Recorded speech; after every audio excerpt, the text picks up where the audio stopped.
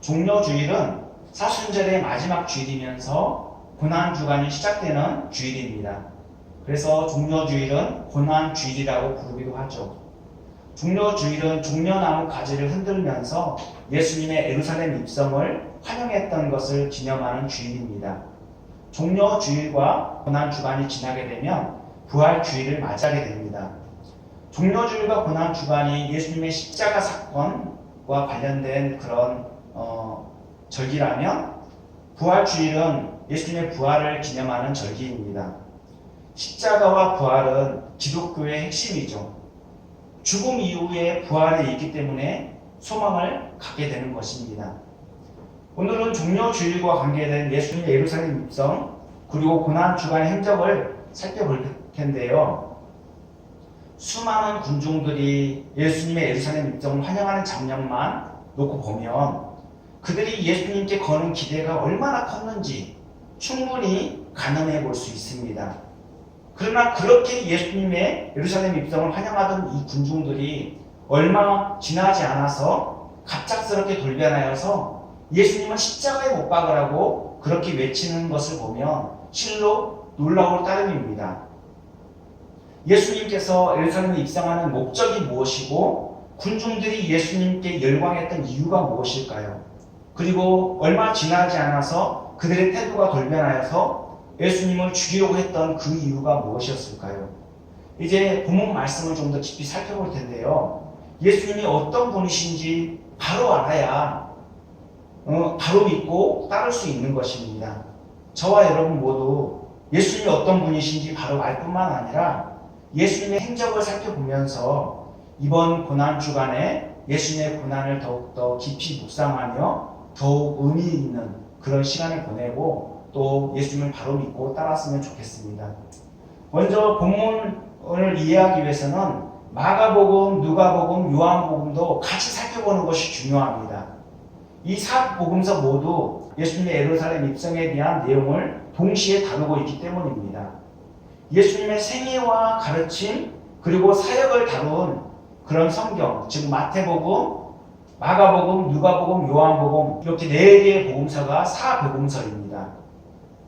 그 가운데서도 마태, 마가, 누가 이 세 복음서는 함께 본다라는 의미에서 공감복음이라고 하죠. 즉 공통된 사실을 같이 보고 설명하는데 보는 관점에 따라서 다르게 나타날 수 있다는 것입니다. 그래서 강조점이 조금씩 다릅니다. 마태는 왕이신 예수님을 강조하는 반면에 마가는 종으로 오신 예수님을 강조하고 있습니다.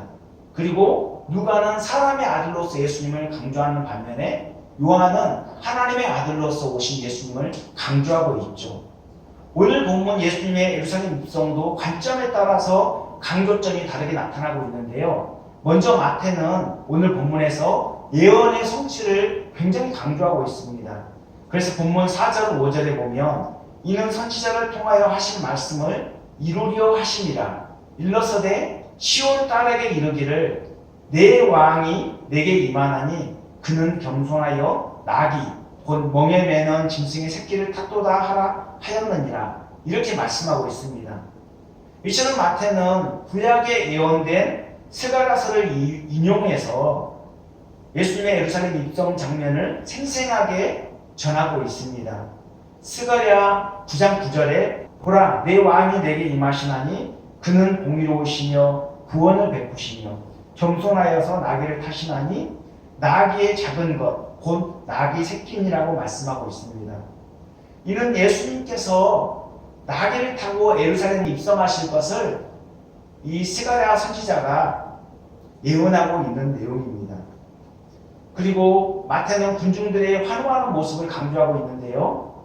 본문 8절 9절에 보면 무리의 대다수가 그들의 겉옷을 길에 펴고 다른 이들은 나뭇가지를 베어 길에 펴고 앞에서 가고 뒤에서 따르는 무리가 소리 높여 이르되 호산나 다윗의 자손이여 찬송하리로다 주의 이름으로 오시는 이여 가장 높은 곳에서 호산나 하더라 이렇게 말씀하고 있습니다. 이처럼 사람들은 예수님을 왕으로 또 다윗의 자손으로 이렇게 외치면서 환영하고 있는 것입니다.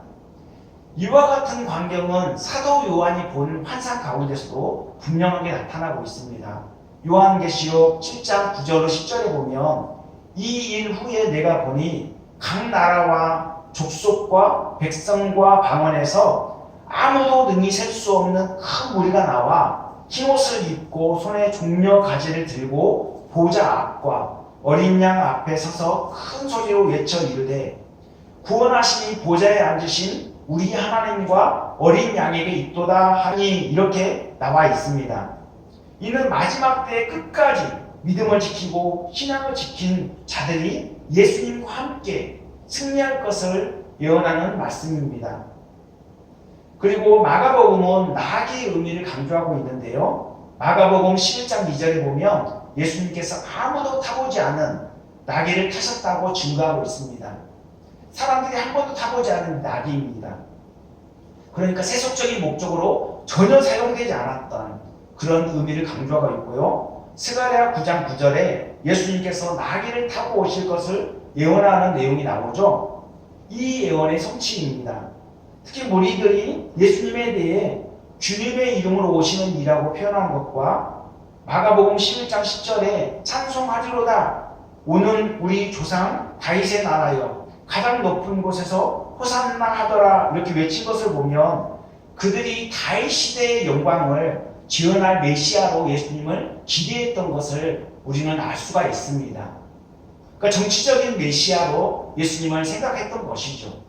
그리고 누가복음에서는 평화와 영광의 왕으로 오신 예수님을 강조하고 있는데요. 누가복음 19장 38절에 보면 이르되 찬송하리로다 주의 이름으로 오시는 왕이여 하늘에는 평화요 가장 높은 곳에는 영광이로다 이렇게 무리들의 외침을 보도하고 있습니다. 그리고 누가복음에서 평화를 강조하고 있다는 것을 발견할 수 있는데요. 이처럼 예수님은 평화와 영광의 왕으로 오셨습니다. 이 평화는 세상이 줄 수 없는 샬롬의 상태를 의미하는 것이죠. 그러니까 지각 변동이 일어나고 전쟁과 기근이 끊임없이 이렇게 일어난다 할지라도 거기에 어떤 상황과 환경에 따라서 주어지는 어떤 그런 평안이 아니라 주님이 그렇게 우리 마음속 깊이 주시는 그런 진정한 평화를 의미하는 것입니다.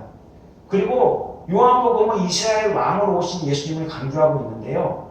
요한복음 12장 13절에 보면 호산나 찬송하리로다 주의 이름으로 오시는 이 곧 이스라엘의 왕이시여 라고 무리들의 외침을 보도하고 있습니다. 요한복음은 사복음서 중에서 가장 늦게 기록되었기 때문에 예수님의 행적을 더 풍부하게 기록하고 있습니다.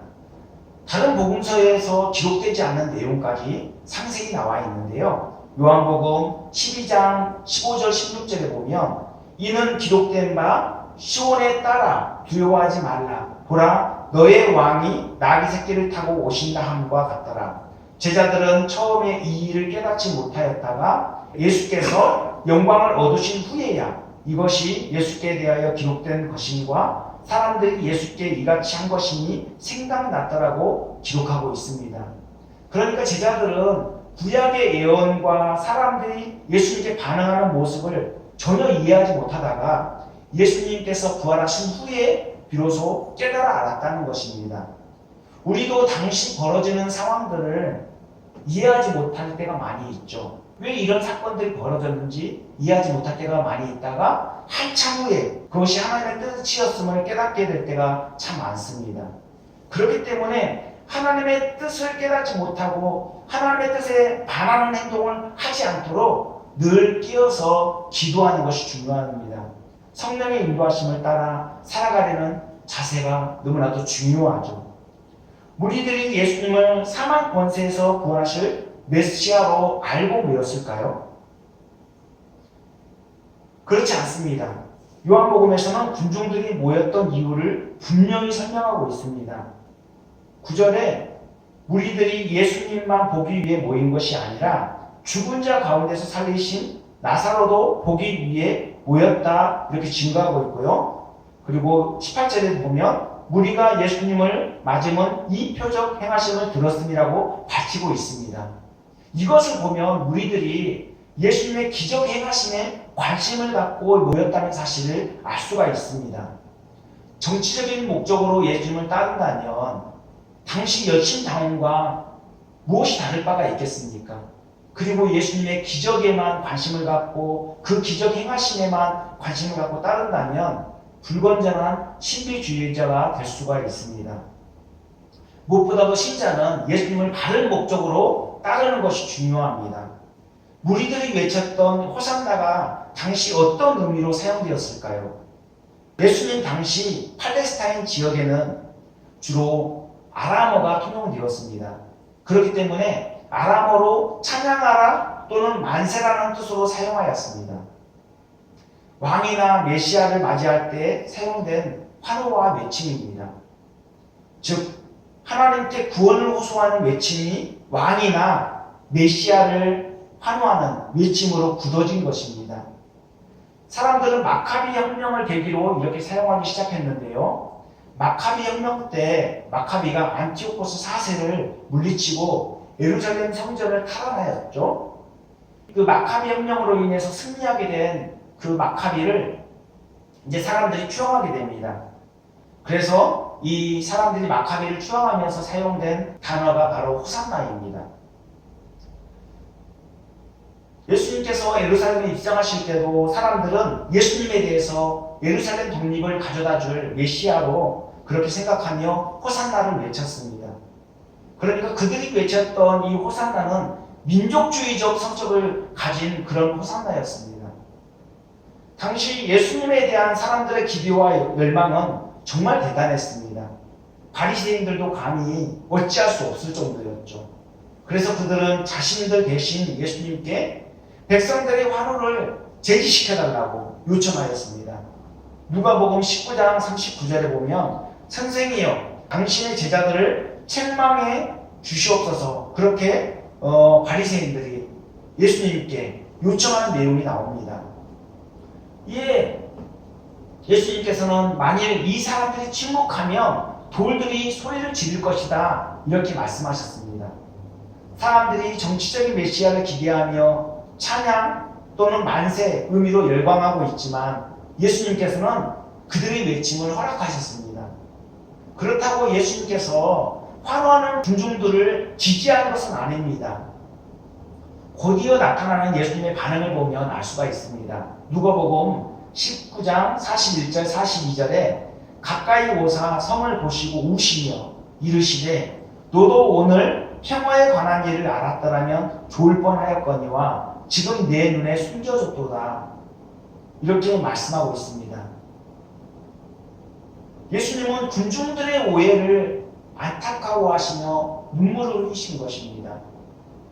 그들의 무지몽매함을 안타까워하시면서 장차 예수님을 거부함으로써 받을 형벌이 너무나도 안타깝기 때문에 그것이 마음이 아팠던 것입니다.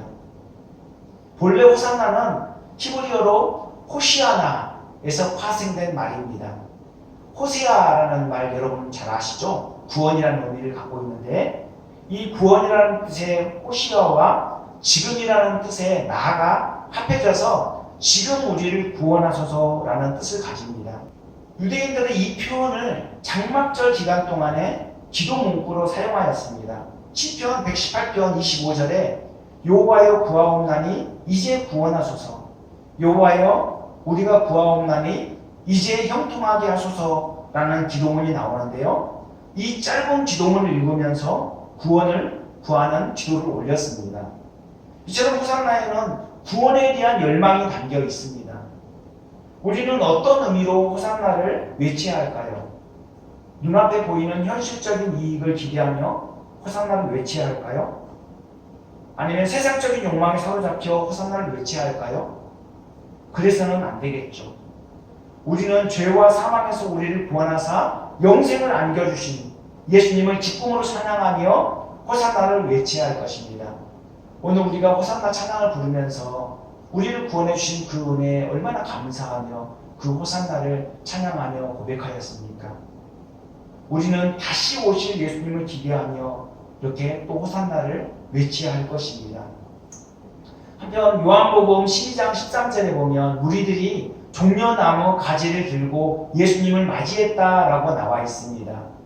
종려나무 가지는, 이 종려나무는 번영을 상징하는 이스라엘 대표적인 나무입니다.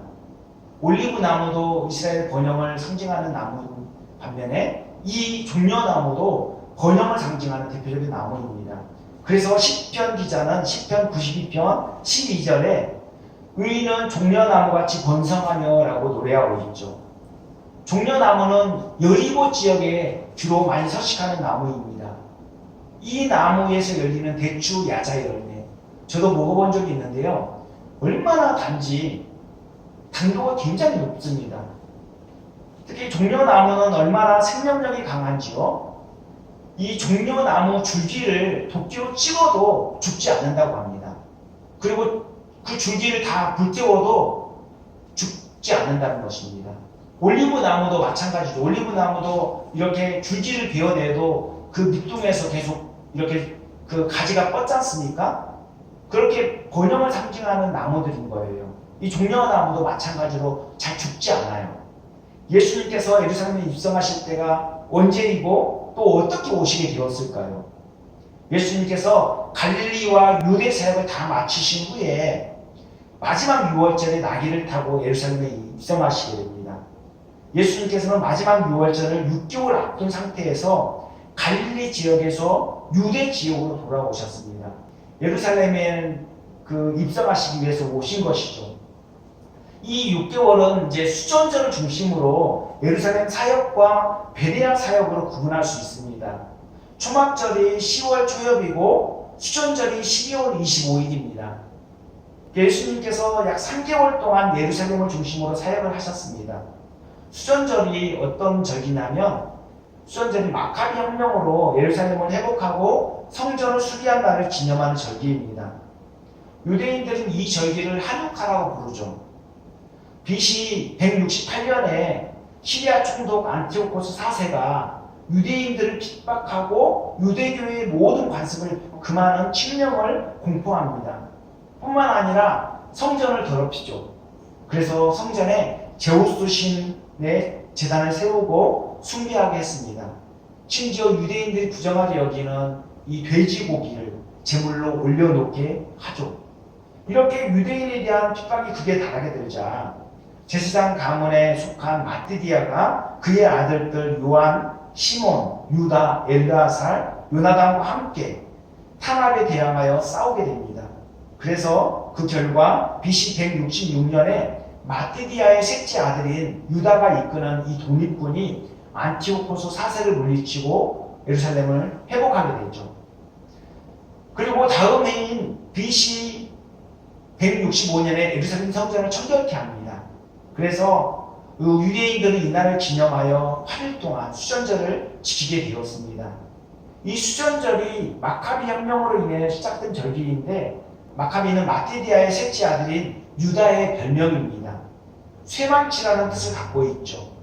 유대 공동체는 이 승리로 인하여서 헬라로부터 100년 동안 독립을 유지하게 됩니다. 그리고 BC 63년에 폼페이우스 장군에 의해서 예루살렘이 함락되면서 로마의 통치를 받게 됩니다. 이제 수전절 이후 예수님의 행적을 살펴볼까요? 예수님께서는 수전절부터 유월절까지 약 3개월 동안 요단 동편 베레아 지역에서 사역을 하셨습니다. 베레아 지역은 전에 세례 요한이 세례를 베풀던 은혜의 장소이죠. 예수님께서 다시 처음 자리로 돌아오신 것입니다.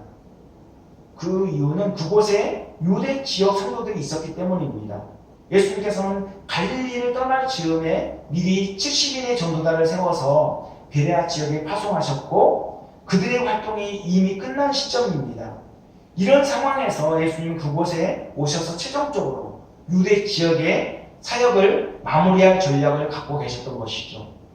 그 어간에 예수님께서 행하신 중요한 기적이 있는데 그것이 바로 뭐냐면 나사로를 살린 일입니다. 이는 예수님의 십자가 죽음을 앞둔 3개월 전 사건이죠. 이로 인해서 예수님의 영향력은 더욱더 확대되어져서 종교 지도자들이 더욱 예민해져 있습니다. 급기야 제사장 무리들이 모여서 회의를 하고 예수님을 체포할 명령을 내리게 됩니다. 예수님께서는 베레아에서 사역을 마친 후에 십자가형을 일주일 남긴 시점에서 예루살렘 입성을 위해 출발하십니다. 예루살렘으로 오는 도중에 여리고에서 삭개오를 만나게 되죠. 그리고 베다니 마리아의 집에 유하셨습니다. 이곳은 3개월 전 나사로를 살린 그 집입니다. 마리아는 그곳에서 옥합을 깨뜨려서 예수님께 향유를 부어드림으로 예수님의 장례를 준비하였습니다. 그리고 드디어 종려 주일이 되어서 예수님께서는 나귀를 타고 예루살렘에 입성하시게 됩니다. 예수님께서는 왜 나귀를 타고 예루살렘에 입성하셨을까요? 그 이유는 성경의 예언을 성취하기 위함입니다. 앞서 살펴본 바와 같이 스가랴 9장 9절에 그는 공의로우시며 구원을 베푸시며 겸손하여서 나귀를 타시나니 나귀의 작은 것, 곧 나귀 새끼니라고 이렇게 말씀하였죠. 그 예언을 성취하기 위함입니다. 말이나 마차를 타고 사람들 위해 군림하려는 그런 왕으로 오신 것이 아니라 자신의 목숨을 내어주시는 섬김의 왕으로 오셨기 때문에 나귀를 타고 입성하신 것입니다. 예수님께서는 예루살렘 근처 감람산 백박에 이르렀을 때 제자 중 둘을 보내시며 맞은편 마을로 가서 메어있는 나귀 새끼를 끌고 오라고 명령하십니다. 이 나귀는 아무도 타보지 않은 나귀이죠. 만약 누군가 나타나서 어찌하여 나귀를 끌고 가려느냐 이렇게 묻거든 주가 쓰시겠다 하라 이렇게 대답하라고 그것을 알려주십니다. 그래서 제자들은 예수님께서 시킨 대로 나귀 임자에게 말하고 나귀를 끌어오죠. 그리고 자기들의 겉옷을 나귀 등에 걸치죠. 이에 예수님께서 나귀에 올라타셨습니다. 드디어 이제 나귀를 타신 왕의 행차가 시작되었습니다. 예수님께서 예루살렘에 입성하자 정말 그 예루살렘 성은 소동하기 시작했습니다. 무리의 대다수가 자기들의 겉옷을 길에 펴고 나뭇가지를 길에 펴면서 나귀 타신 예수님을 기쁘게 환영하였습니다. 특히 수많은 무리들이 종려나무 가지를 흔들면서 호산나 다윗의 자손이여 찬송하리로다 주의 이름으로 오시는 이여 가장 높은 곳에서 호산나 이렇게 외쳤습니다. 이들이 예수님의 예루살렘 입성을 환호하는 이유는 예수님을 이스라엘을 독립시킬 정치적인 메시아로 생각했기 때문입니다. 심지어 제자들조차도 예수님께서 왕이 되시면 내가 한 자리 차지할 거야. 정치적으로 이 한 자리를 차지할 꿈에 부풀어 있었습니다. 이들이 이렇게 잘못된 의도를 갖고 있었던 사실은 빌라도 법정에서 예수님께서 불법 재판을 받으실 때 고스란히 드러나고 있습니다. 예수님께 열광하던 그들이 불과 며칠 만에 성난 폭도들로 변하죠. 그리고 예수님을 십자가에 못 박고 그걸 무도한 바라바를 놓아주라고 소리칩니다. 이들이 이렇게 갑작스럽게 돌변한 이유는 로마를 무너뜨리고 이스라엘 독립을 기대했는데 그 예수님을 로마로 무너뜨리고 이스라엘을 독립시킬 그런 메시아를 기대했는데 예수님께서 무력하게 체포되어서 온갖 고난과 모욕을 당하고 있는 것입니다. 이 모습을 보면서 실망하지 않을 사람 누가 있겠습니까? 그들의 실망은 분노로 이어졌습니다. 기대가 큰 만큼 실망은 큰 법이잖아요. 그렇게 기대했는데 그런 기대가 무참히 무너진 거예요. 그러니까 분노로 이어지게 된 것입니다. 당시 빌라도는 예수님이 무지하다는 사실을 알고 있었어요. 그리고 헤롯 왕도 그것을 다 알고 있었습니다. 얼마든지 자신의 권한으로 예수님의 무죄를 선언할 수 있었습니다. 그래서 누가복음 23장 13절 16절에 보면 빌라도가 대제사장들과 관리들과 백성들을 불러 모으고 이르되 너희가 이 사람이 백성을 미혹하는 자라 하여 내게 끌고 왔도다. 보라 내가 너희 앞에서 신문하였으되 너희가 고발하는 일에 대하여 이 사람에게서 죄를 찾지 못하였고 헤롯이 또한 그렇게 하여 그를 우리에게 도로 보내었도다. 보라 그가 행한 일에는 주일 일이 없느니라. 그러므로 때려서 놓겠노라. 그러니까 빌라도는 때려서 놓아주려고 했는데 그렇게 하지 못했죠. 그 예수님의 무죄를 공개적으로 증거하고 있는 것입니다. 빌라도는 여론을 너무나도 의식한 나머지 결국 예수님을 십자가에 못 박도록 내어주고 말았습니다. 그래서 우리가 사도신경으로 신앙 고백할 때 본디오 빌라도에게 고난을 받으사라고 고백하고 있죠. 아무리 무리들이 예수님을 십자가에 못 박으라고 외쳐도 재판관의 권한으로 예수님의 무죄를 선언하고 놓아주면 그것으로 끝나는 것입니다. 그런데 밀란이 일어날까 무서워하고 또 그 백성들의 그런 어떤 여론이 무서워서 그렇게 그 자신의 권한을 활용하지 못하고 예수님을 십자가에 못 박도록 그렇게 내어주고 말았던 것이죠. 빌라도는 스스로도 자신이 예수님을 놓을 권한도 있고 십자가에 못 박을 권한도 있다고 그렇게 이야기하였습니다. 그러므로 명절에 총독이 불의의 청원대로 죄수 한 사람을 놓아주는 이 전례가 있는데 그런 전례, 그 누구를 놓아줘야 될지 그렇게 백성들이 물을 이유가 전혀 없죠. 왜냐하면 자신의 권한으로 무죄를 선언하고 그렇게 예수님을 석방하면 되는 거니까. 빌라도가 무리 앞에서 손을 씻으면서 이 사람의 피에 대하여 나는 무죄하니 너희가 당하라 이렇게 말했어도 하나님께서는 빌라도를 예수님의 십자가 못 박기에 넘겨준 주범으로 판결하셨습니다. 그리고 예수님은 십자가에 못 박으라고 외치며 그 피를 우리와 우리 자손들에게 돌리라고 외쳤던 이 무리들도 결국 하나님의 무서운 심판을 받게 되죠. 히틀러와 나치에 의해서 유대인 600만 명이 학살되는 비극이 초래되는데 이것이 대표적인 예라고 할 수 있습니다. 물론 예수님께서 십자가 못 박혀 죽으심으로 우리는 은혜를 입었습니다. 그러나 빌라도와 법정에서 예수님을 십자가에 못 박으라고 외쳤던 무리들은 모두 심판을 받았습니다. 표면적으로 보면 예수님의 십자가 죽음이 빌라도와 무리들에 의해 자행된 것 같지만 실상은 하나님의 구원의 성취입니다. 하나님께서 예수님을 통해 우리를 구원하려는 계획을 세우셨고 예수님께서 자원적으로 십자가에 못 박혀 죽으심으로 구원이 성취된 것입니다. 예수님의 행적을 보면 자원적으로 철저히 하나님의 뜻을 따르고 있다는 사실을 발견하게 됩니다. 예수님께서 하나님의 뜻에 따라 하나님의 정하신 때에 예루살렘으로 입성하셨고 또 그 모든 과정이 하나님의 뜻에 순응하는 모습을 보여주셨습니다. 그리고 얼마든지 십자가에 못 박아 죽이려는 그 로마 군병들 그들을 천군천사를 불러서 다 처단할 수 있었죠. 하지만 털 깎는 자 앞에 잠잠한 어린 양처럼 그렇게 묵묵히 십자가 고난을 다 당하셨습니다. 왜일까요? 바로 우리의 구원을 위해서입니다. 만약에 예수님께서 십자가 고난을 거부하셨고 외면하셨다면 우리는 구원받을 길이 전혀 없어요. 우리는 죄와 허물로 인해 죽을 수밖에 없는 죄인인데 그 죄를 누가 대신해 줍니까? 예수님이 대신해 주셨는데 그것을 외면해 버리신다면 우리는 구원받을 길이 전혀 없는 것이죠. 이번 주간이 고난 주간입니다.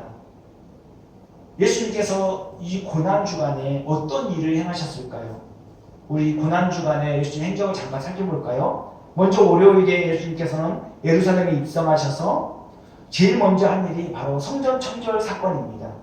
예수님은 성전에서 장사하는 자들을 다 내어 쫓으시고 성전의 주인으로서 성전을 청결케 하셨습니다.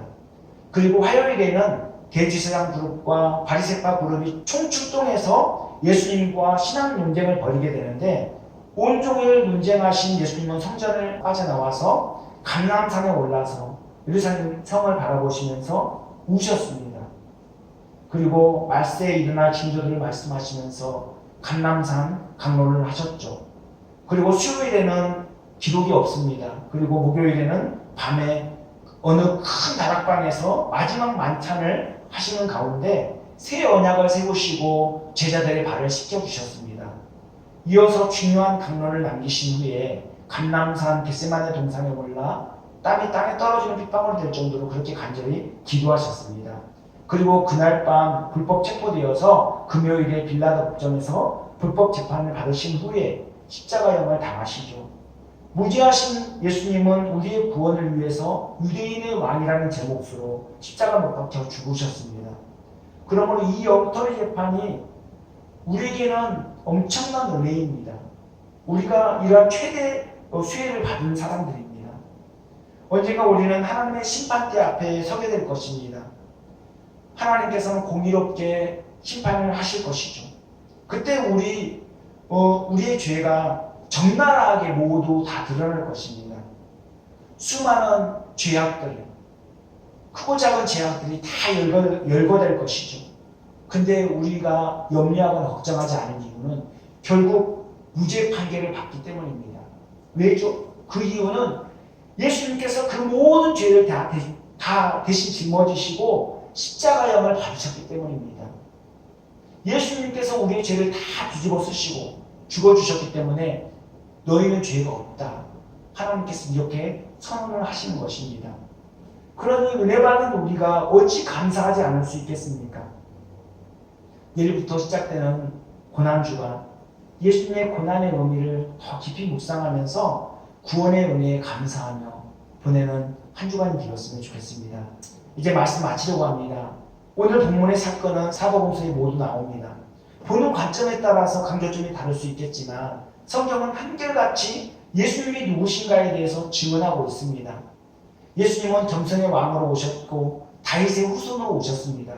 그리고 평화와 영광의 왕으로 오셨으며 이스라엘 왕으로 오셨습니다.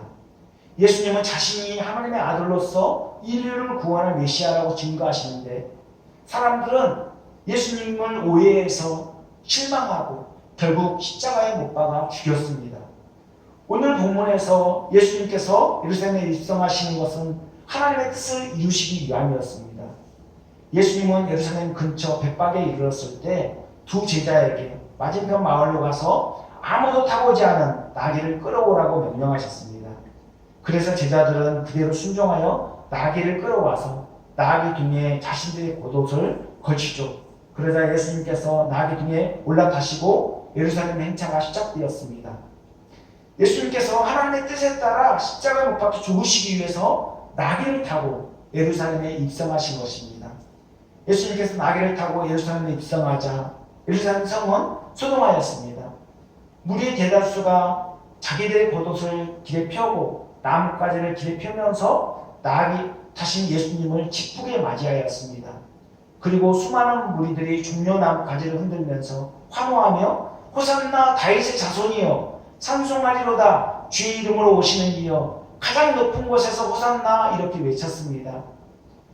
예수님께서 나귀를 타신 것은 스가랴서 예언을 성취하기 위함이고 백성들을 위해 군림할 폭군으로가 아니라 바로 평화의 왕, 금송의 왕으로 오셨기 때문입니다.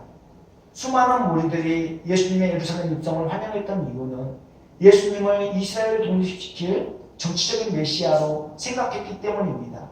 심지어 제자들조차도 예수님께서 왕이 되시며 정치적으로 한 자리를 차지할 꿈에 부풀어 있었던 것입니다. 여러분은 예수님을 어떤 분으로 인식하며 따르고 있습니까? 혹시 이 땅에서 부귀영화를 누리기 위해서 예수님을 따르고 있는 것은 아닙니까? 그렇다면 번지수를 잘못 짚었습니다. 왜냐하면 예수님은 이 땅에서 부귀영화를 주려고 오신 분이 아니라 우리를 구원하사 영생복락을 주시기 위해 오셨기 때문입니다. 저와 여러분 모두 세상의 헛된 욕망들을 다 벗어버리고 세상 것에 자꾸만 마음 두거나 짐거리지 말고 하나님의 자녀로서 예수님의 왕되심을 그렇게 찬양하며 그렇게 그 주님의 주님 되심을 인정하며 그렇게 살아가면 좋겠습니다. 그래서 저와 여러분 모두 우리를 통해서 가정이 살아나고 또 우리 주변이 살아나고 교회 공동체가 건강해지고 궁극적으로 하나님의 영광이 드러나면 좋겠습니다. 기도하겠습니다.